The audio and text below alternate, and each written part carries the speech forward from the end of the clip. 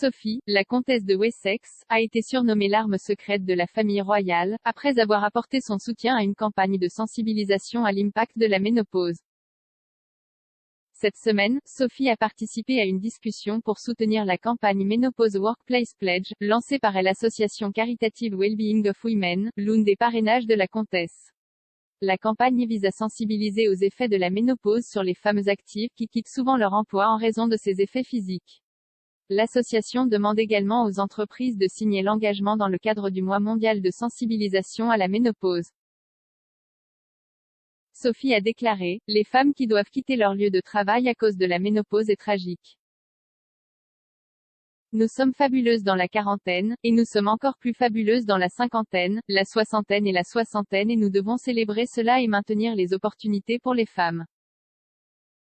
Nous ne pouvons laisser personne quitter le lieu de travail en pensant qu'il doit sombrer dans l'ombre, nous devons être en mesure de changer cela. » Le royal a parlé ouvertement de la menstruation, de la ménopause et de la grossesse lors d'un appel vidéo avec le président de l'Organisation et un groupe d'experts. Elle a souligné qu'elle voulait normaliser les sujets tabous en les exposant au grand jour et en ne faisant pas une sorte de conversation à huis clos. Cette semaine, un expert royal a félicité Sophie pour son travail dans la promotion de la campagne. Pod Save the Queen est hébergé par Zoé Forcey et présente le rédacteur royal du Daily Mirror, Russell Myers. Sur le podcast, Monsieur Myers a fait l'éloge de la comtesse et l'a surnommée l'arme secrète de la famille royale. Il a déclaré, « C'est quelque chose dont il faut absolument parler au bureau.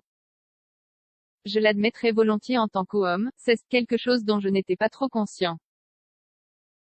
Je pense que l'une des analogies qu'elle a utilisées en mai lorsqu'elle faisait l'une de ses tables rondes est qu'il s'agit certainement d'ouvrir une conversation.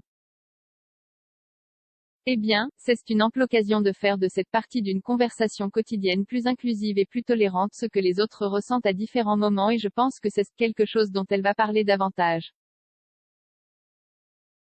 Elle est très à l'aise dans sa peau, elle est l'arme secrète de la famille royale ces derniers temps, n'est-ce pas?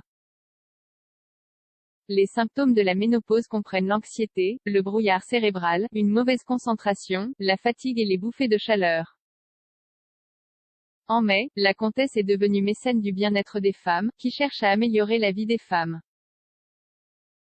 Elle est également devenue une figure de plus en plus centrale de la famille royale en raison du vide laissé par le prince Harry et Meghan Markle, qui ont quitté le cabinet l'année dernière. Depuis, Sophie et son mari le prince Édouard ont fait de nombreuses apparitions publiques alors que leur famille très unie est considérée comme importante pour l'avenir de la monarchie.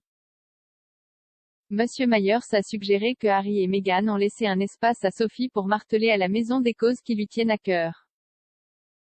Il a déclaré, « Il y a certainement un espace qui a peut-être été créé. Je sais que Sophie faisait énormément de bon travail dans le domaine de la violence sexuelle envers les femmes, étant en Afrique et parlant de plusieurs problèmes liés à l'éducation des femmes.